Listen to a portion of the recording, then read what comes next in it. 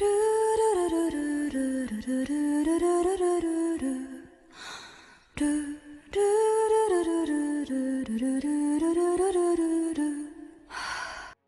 Mage Chapter 144, Ravovifard's Plan for Certain Victory. The soldiers under Chief General Buzazios's command were fighting on a nightmare of a battlefield. Buhai. A noble orc screamed as he thrust the tip of his spear forward, piercing the skull of an enemy whose organs were hanging out of his bloody abdomen. Seeing his spear enter the enemy's cheek and emerge from the back of his head, the noble orc breathed a sigh of relief at his victory. But despite having a crucial part of his brain pierced, the enemy soldier let out a groan and grasped the handle of the spear that had pierced him. Buhi. Gobi. The noble orc let out a stiff-sounding noise as he tried to take back his spear, but perhaps because he had lost his presence of mind, he didn't have his usual strength. And as he stopped moving to try to take his weapon back, other enemy soldiers closed in on him. Gobi. Kills. Recognition achievements. Buhi. Orc zombies and noble orc zombies with their blood-stained entrails spilling from their bodies. The look of longing unique to those who had no future in their wide-open, hollow eyes, swung and thrust their weapons. Bibajiara. Surrounded and unable to move, the noble orc soldier let out a dying scream as he was buried among the swarm of undead. Such hellish scenes were unfolding all over the battlefield. How many times do I need to tell you not to step out before you understand? Don't break your formations. Heavy troops, raise your shields and act as a wall to stop the undead. Spearmen, thrust your spears between the shields. Leave it to the archers and mages to finish them off. Chief General Buzazios bellowed. Each time he gave orders, a messenger turned pale as he ran out to relay these orders to the soldiers. Bugger. Buzazios groaned. What's the meaning of this? Before, the soldiers would have obeyed my orders faithfully. I trained and selected the soldiers so that I could raise them to be able to do that. So why now, of all times, Buzazios couldn't help but ask himself this. At first, he had felt shocked upon hearing that an army of the noble orc empire led by 3 generals had begun a rebellion. But upon learning that they were a group of undead soldiers that had become far weaker than they were while alive, he had felt disappointed. Normally, even a swarm of undead would have almost no coordination or proper distribution of roles. They were just a disorderly gathering that had no intents other than attacking the living. So, the noble orc empire's soldiers couldn't be blamed for thinking that they could win this battle. However, looking back on it now, it had been careless to think this. The rebelling army, which had raised Prince Budarian's flag and another unfamiliar flag, had attacked with such blood-curdling expressions that it was difficult to believe that they were undead. And even though arrows and spells poured down on them from the gate like rain, they had closed in on the gate without faltering and destroyed it. Buzazios had come running and taken command, managing to push the enemies back outside the gate, but, perhaps overly restless or overconfident in their own strength, soldiers had broken formation to charge in, one by one. These soldiers had been helplessly surrounded and crushed to death by the undead, while the remaining soldiers hastily filled the gaps left by the ones that had broken the formation to hold the line, and this cycle was repeating over and over. They were at the advantage overall. A third of the undead army, including Gargia and Buckyap, had already been turned back into corpses. They would likely be able to defeat the undead army within another hour. But Buzazios's irritation would not subside. How many times have I given the same orders? When did my soldiers become such bird brains? Even though they can see the reckless idiots being killed, they keep going out and acting on their own if I take my eyes off them. The High Kobold and High Goblin and Kobold troops offered and dispatched by Gargia and Guido were proving useful, but Buzazios needed to speak human words to give them orders. Perhaps this was adding to his irritation as well. Now that things have come to this, I must step onto the front line myself. What did I think just now? Buzazios came back to his senses, startled. Before he knew it, his legs were carrying him towards the front line of the battlefield, and he stopped himself as he realized this. Don't be so hasty, Buzazios don't know. said a voice, calling out to Buzazios in a flippant tone. It was Gerizerg.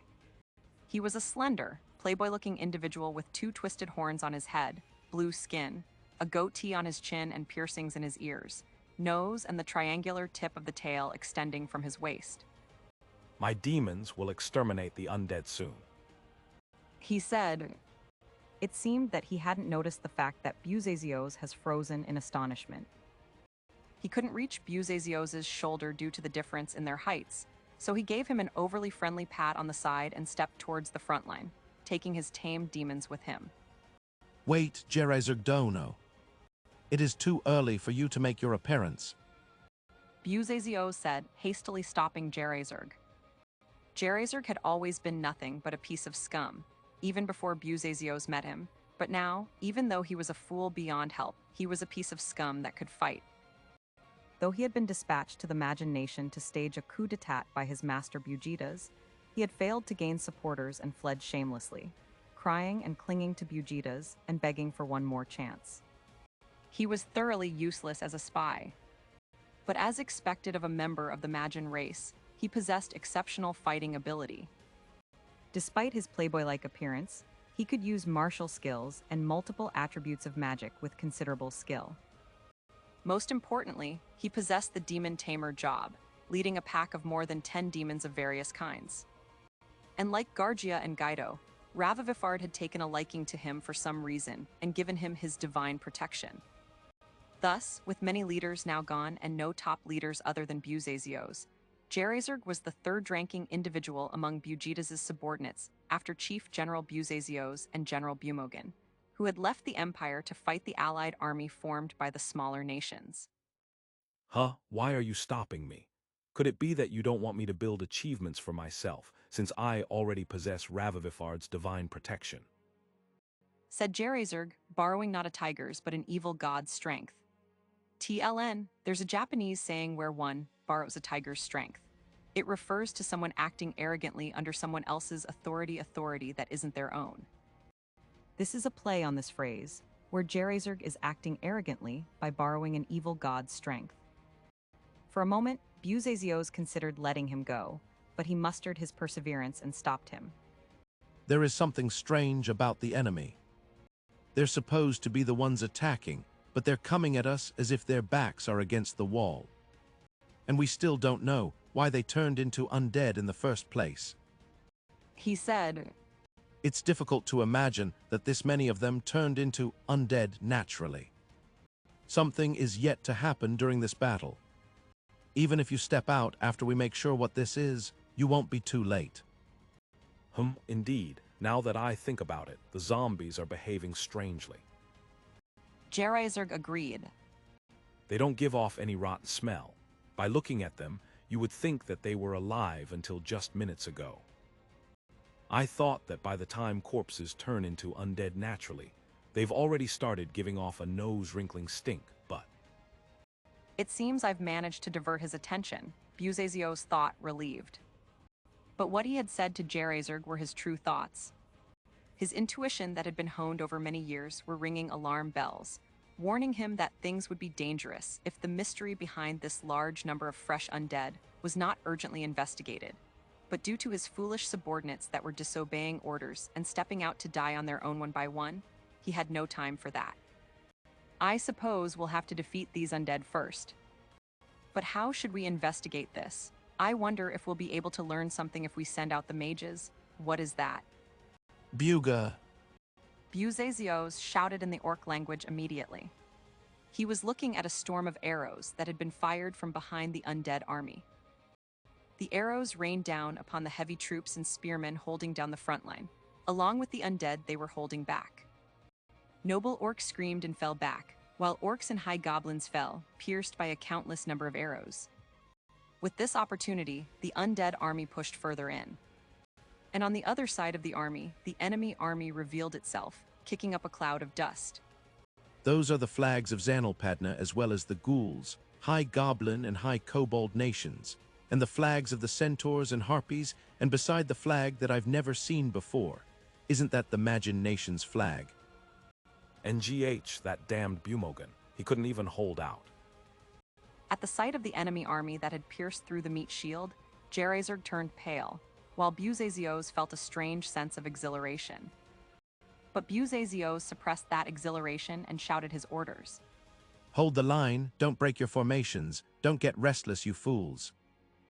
It was possible that his own soldiers, who had nothing but morale and would quickly forget their orders, were more of a problem to him than the enemy army that was closing in. The thunderous noise of the gate being destroyed, and the sounds of battle made by the army led by Chief General Buzazios could be heard from the plaza in front of the castle. Though Bugitas could guess that his disappointing subordinates were fighting a difficult battle, at first, he was acting in a leisurely manner. He simply thought that he just needed to defeat the two enemies in front of him, and then head out onto the front line himself. One of the enemies was a monster who possessed multiple fragments of the Demon King. The other was his own older brother, Prince Budarian. Both were formidable foes, but Bugitas had no doubt that he would be victorious. The god he worshipped, Ravovifard, had provided him with power and a plan that would lead to certain victory against the monster, and Budarian was an opponent that he had already defeated once before. It's true that I had quite a hard time when I fought Budarian. But my level has increased since that time as well, and I have become able to summon an even more powerful familiar spirit. Compared to that, only his appearance and his magic sword has changed, nothing else. Budarian had lost an eye and an arm to Bugitas. His enormous scythe was a magic item given to him by Ravovifard, possessing a curse that reduced the healing abilities and the effects of any healing magic cast on any targets that it wounded, but it seemed that the curse had somehow been broken. It had likely been the doing of that monster. Bugitas was willing to admit that he was quite skilled.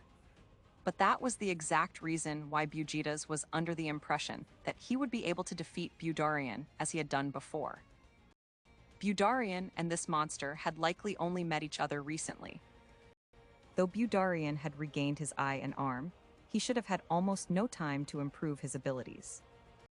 Even Ravovifard's divine message hadn't mentioned Budarian at all. In other words, he wasn't as much of a threat as the monster. The different colored eye and arm were likely some kind of bluff. With that being the case, even though Budarian was a rank 10 noble Orc High King, even though he possessed the swordsmanship skill at level 10, he wouldn't stand a chance against Bugitas, a rank 11 plunder king who possessed an awakened superior skill. That was what Bugitas had concluded. Bugyuga. The super heavy magic sword and the great scythe clashed. Each time they collided, Bugitas' leisurely attitude disappeared, little by little.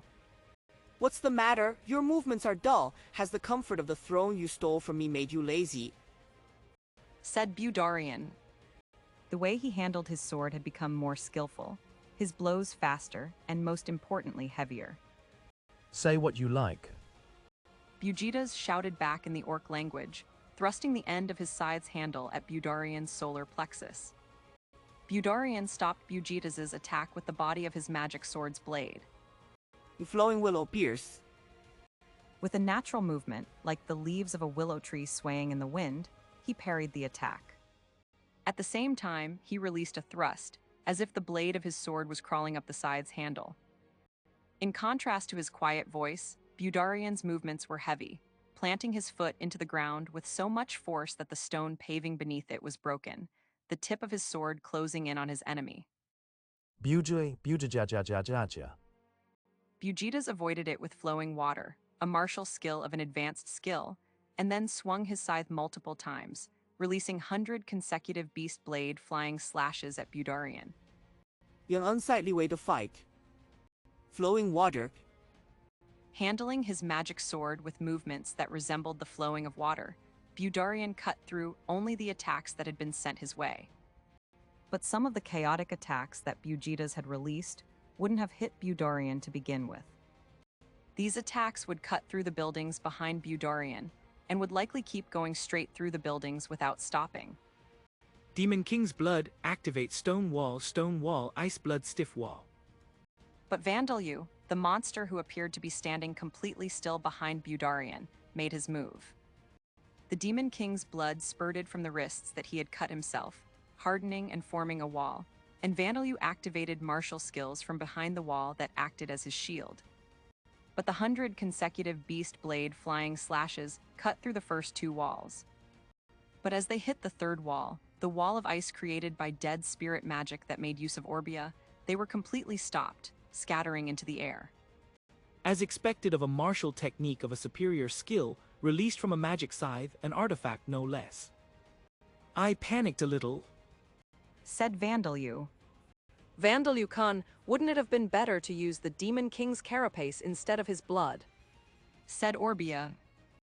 Orbia, the carapace covers my body as it activates. It would have taken time for it to turn into a shape where it could protect the faraway places behind us. I see. But that Bujita's enemy, isn't he quite amazing? Yes, he's quite the formidable foe. As Bujitas glared at Budarian and listened to this conversation, he felt such humiliation and anger that he felt like the blood vessels in his head would burst. Are they being sarcastic? Don't mess with me. Bujitas' initial expectation was that Budarian would have been severely wounded, unable to completely stop the 100 consecutive beast blade flying slashes. No, he should have been heavily wounded before that, and the last attack should have cut him into pieces. And then he had intended to easily defeat Vandalyu, the remaining enemy, by using the plan that would bring certain victory. He would have offered the fragments of the Demon King to Ravovifard and headed towards the gate, holding the heads of his 2 enemies in one hand. But in reality, Budarian was unharmed, having easily stopped a secret attack of Bujitas' awakened superior skill, Warboar Scythe technique. And the attacks that Budarian hadn't stopped had been stopped by Vandalyu, only making him panic a little. In fact, Bujitas was the one who was in the corner. He hadn't been heavily wounded, but he had received several light wounds.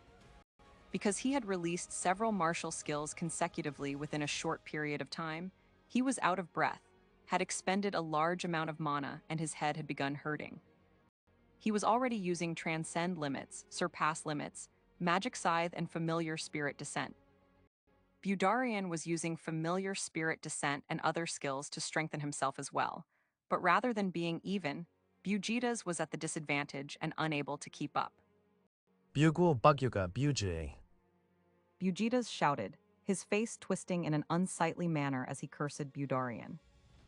Just when did I become this strong, you ask? Indeed, before I was defeated by you and disgraced myself, forcing the people of the Empire that I was supposed to protect through hard times. Said Budarian, deliberately translating Bujitas' question and answering with human words. But I am being guided. Buhe. Bujitas opened his eyes wide in astonishment at the fact that there could be another with a false guidance skill. He hadn't even considered the possibility before. Don't misunderstand. Unlike the fake that you possess, it is true guidance. Budarian continued. I have received the guidance of the demon path from Vandalyu, the Holy Sun, and have gained power as a result. It is similar to the blessings given to us by our Mububujen, our guardian goddess, and I have succeeded in increasing my rank and awakening a superior skill within a short period of time. Bujitas, I am not the defeated prince you once knew. I am now rank 11 like you, a noble Orcabis king. Impossible, Bujitas thought, speechless at the response given by Budarian. Guidance and false guidance skills were skills that gave blessings not onto the skill owner, but to others. Thus, Bujitas was not strengthened by his own false guidance, beast path. But guidance, demon path increased Budarian's attribute values and raised him to be a greater being. And from the experience points he had gained from defeating Budarud and Bufudin, his rank had increased, and he had awakened a superior skill. Impossible, that's impossible. Budarian has reached the same heights as I have, then there is no way that I can win, is there? Bujitas was someone who had originally been completely aware in the difference in talent between him and his brother. He had intended to suppress his complex and devote himself to supporting his older brother in the future. He hadn't believed that he would be able to defeat Budarian in the arena. Dana, could it be that this Bujitas is even stronger than Guberman? Kimberly asked. When he threw the Demon King's carapace, You blocked it with a single layered wall of the Demon King's blood, after all. Said Princess Levia. Then does that mean that he is stronger than a pure-breed vampire? At the very least, I think that Bugitas is stronger than Gubaman when it comes to ability in martial skills. Said Vandalu. Are you serious, Vandalu Khan? Said Orbia. I'm serious. Vandalu replied. Gubaman was higher in rank, but his throwing skill wasn't a superior skill, and the Demon King's carapace as he used it back then wouldn't have been any better for using martial skills than that large scythe. Well, it seems that Bugitas' skill in magic is disappointing, so Gubaman might be stronger overall. Still, Bugitas is very impressive. I would rather ask, are you serious when you say that you defeated a pure-breed vampire? Said Gizania. Rather, it seems that you are naturally looking down on both of them. Said Muse. Well, to Vandalu, that's all they were. Said Vigero. Leaving that aside, darling, you're wonderful, you look amazing. Said Princess Cornelia. As the spectating gallery suddenly grew, the ensuing conversation told Bugitas that he was in a hopeless situation. It's not a matter of whether I can defeat Budurian or not. If that monster had joined forces with Budurian and come at me 2-on-1 from the start, I would already be dead. Also, Vandalu hadn't been directly targeted, but he possessed the ability to block Bugitas' secret attack. Despite that, he had only used the Demon King's fragments for defense, not only for himself, but to protect the surrounding buildings and the civilians that might be on the other side of them. If Vandalu started backing Budurian up seriously, how would Bugitas hold out when he was already inferior as things were now? So why was Vandalu leaving Bugitas' disposal to Budurian? Bugitas had guessed the answer to that. A performance for the citizens and the other nations. This war had caused the noble Orc Empire's dignity to plummet into the ground. Bugitas, the one who had usurped the throne, was responsible for staging coups d'etats in multiple nations, wounding and killing masses of people and trampling over their dignity. But there was no doubt that the people's trust in the empire itself had fallen. Even if Bugitas' head was taken and every single one of his subordinates was executed, the empire would not be able to return to its previous position. In fact, it would have to atone for its actions for a long time to come. For the empire to regain as much of its position as possible, it was necessary for Budurian to defeat Bugitas with his own hands, and for this act to be witnessed by members of each nation. Vandalu focusing on preventing damage to the surrounding areas without providing assistance to Budurian, and the presence of the spectating gallery were for that purpose. Princess Cornelia, Gizania and Muse from Zanalpadna. Princess Lulu from the High Kobold Nation, and Prince Zorgo from the High Goblin Nation. Nobody had come from the Ghoul Nation, but as Vigero had emerged victorious in the brawl that had occurred there, he had become idolized as Anarchy by the Ghoul Nation's king, so he was here as their representative. All of them were like relatives to one another, but even the nations that weren't here to witness it couldn't ignore such an event. Incidentally, the reason Budurian was speaking the human language instead of the Orc language was out of consideration for this gallery of spectators. Bugitas let out a low laugh. So you're already treating me like a loser. What's the matter, Bugitas? If you wish to give up and surrender, then I will show mercy. I swear that I will give you the most painless death. Said Budurian. Surrender, I, the one who has been recognized as the agent of Ravovifard's divine will in this world. Surrender to a monster, and my own NEU who has stooped low enough to become this monster's hound. At this rate, a comeback was impossible. Knowing this, Bugitas decided to begin the plan for certain victory that had been given to him by Ravovifard. Originally, it had been a plan to be used on Vandalu. Bugitas had been warned to never use it other than for that purpose, but he had no choice left now. Buhahahaha, NEU, I shall surpass you here once more. Monster, what is about to happen is all because you drove me into this corner. Bugitas kicked the ground, taking a large step backwards, his eyes containing the dangerous look characteristic of someone who has been cornered. Budurian instinctively chased after him, but he couldn't make it in time. Bugitas, what are you doing?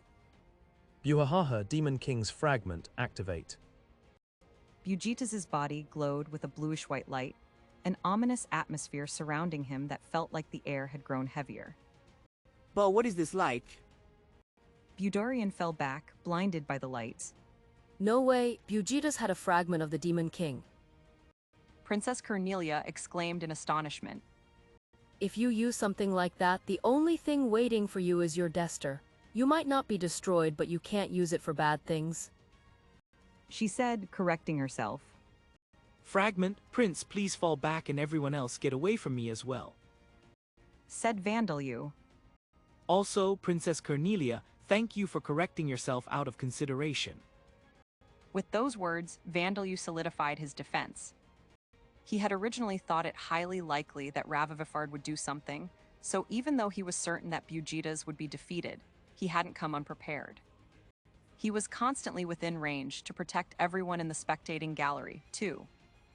For now, he put up barriers and built walls using the Demon King's blood and carapace. But he couldn't control them well. Vandalyu coughed. This is... A large amount of the Demon King's blood broke through Vandalyu's skin. Ink from the Demon King's ink sacs poured from his mouth. The Demon King's horns, carapace, and suction cups were appearing haphazardly all over his body. Release us, release us, release us. The fragments were making noise for the first time in a long time. All of the blood in Vandalyu's body was boiling. His bones ached and his heart trembled. Vandalyu, what is Guo? Laro. Vigero and Princess Levia, who had begun rushing over towards Vandalyu, began writhing in agony, as did Budarian and the other noble orcs who had been watching events unfold in the plaza from afar. But they weren't simply suffering. Budarian had maintained his ability to reason even in the middle of battle. But now, his eyes became bloodshot and his mouth foamed as he let out a roar. He gnashed his fangs together numerous times and swung his magic sword about. The other noble orcs that were Bugitas' subordinates, as well as Princess Levia and the other ghosts, had expressions on their faces resembling rampaging beasts, completely different from their normal selves. What is this? Their instincts as monsters have been forcibly amplified. He can do this even to those who are not under the effects of his false guidance. Zadiris shouted. Though she was a member of one of Vita's races that had monster roots, she was not a pure monster, so she had retained her ability to reason. It is likely that Ravovifard's power is being amplified by Bugitas' Demon King fragment. Said Gizania. And that's why he can do something like that, Ka Vandalyu. Ka Van. Bastia shouted. Vandalyu could hear Gizania and Bastia's voices, but he couldn't reply. His hands were full with trying to control the Demon King's fragments.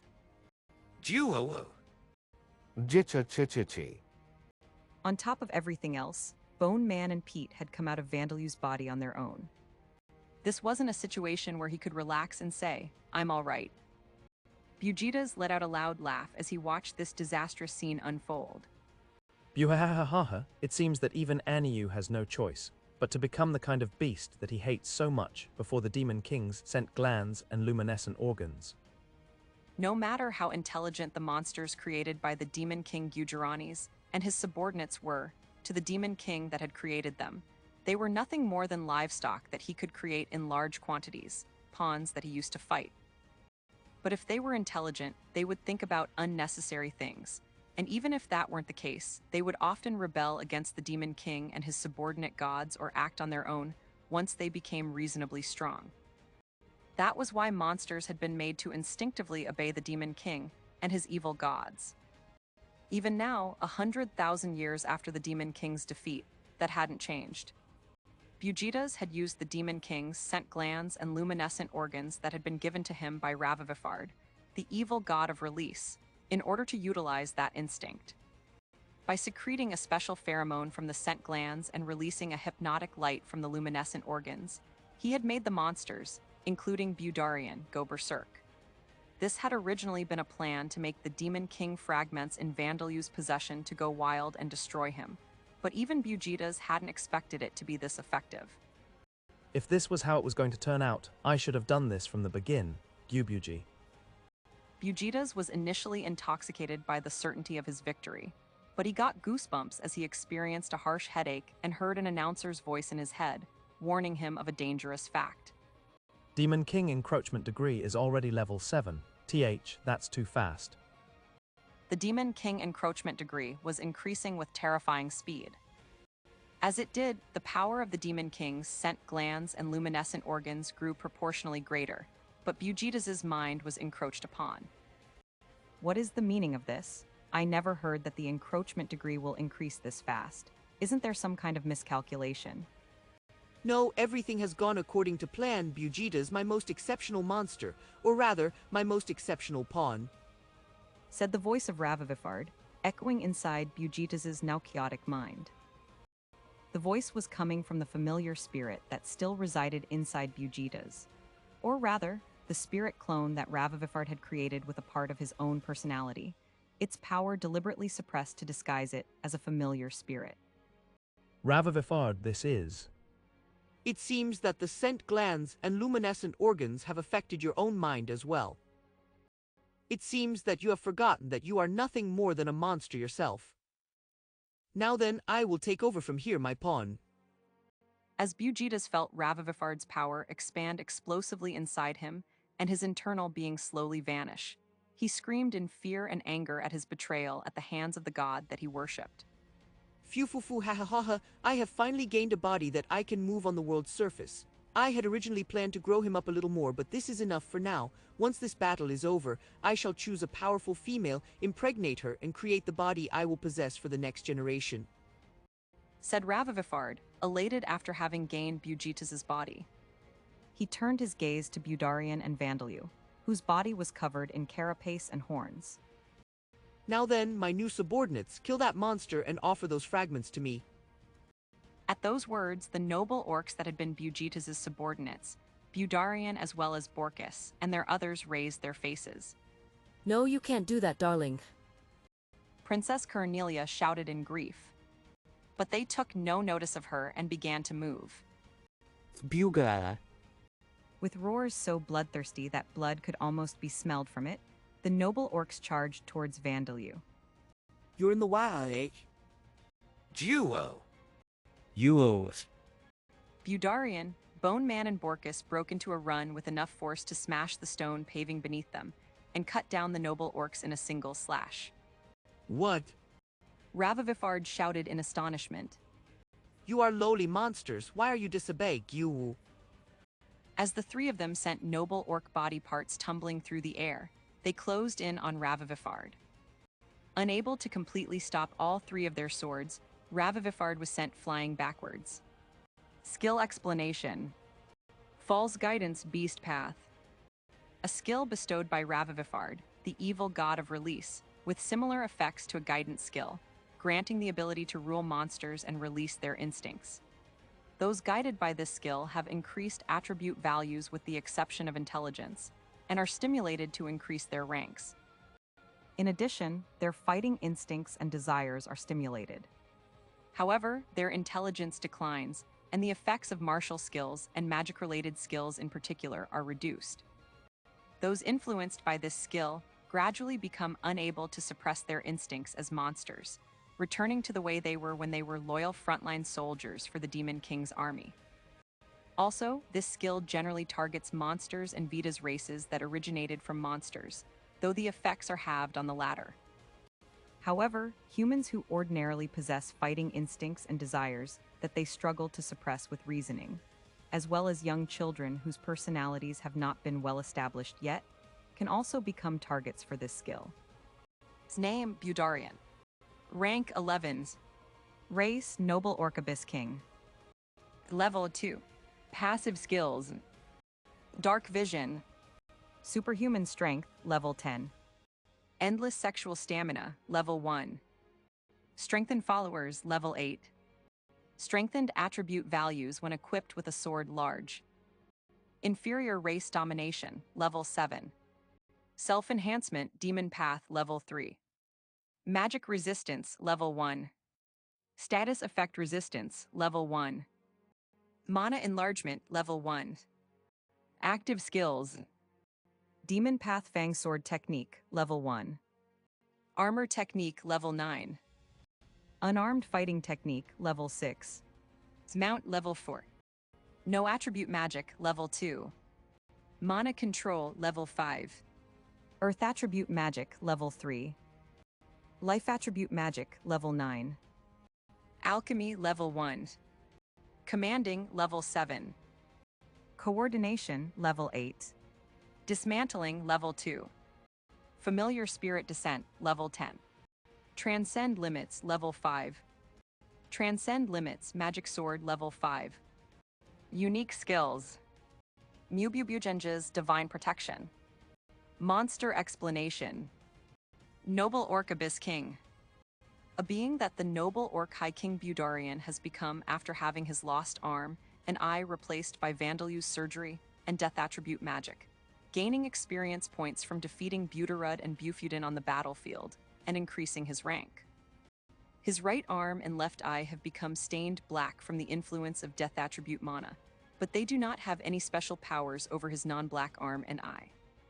By increasing his rank, he has acquired the magic resistance, status effect resistance, and mana enlargement skills. Also, as he is under the effects of guidance, Demon Path, he gains bonuses to his attribute values and skills, and it is expected that he will become even more powerful once he increases his level. Of course, Budarian is the first in history to become a noble Orc Abyss King, so his existence has not been recorded by any organizations, including the Adventurers Guild. However, there is no mistake that he is a monster that receives the maximum effect of a guidance skill. Such monsters are rare if one excludes the monsters tamed by the champion Nine Road.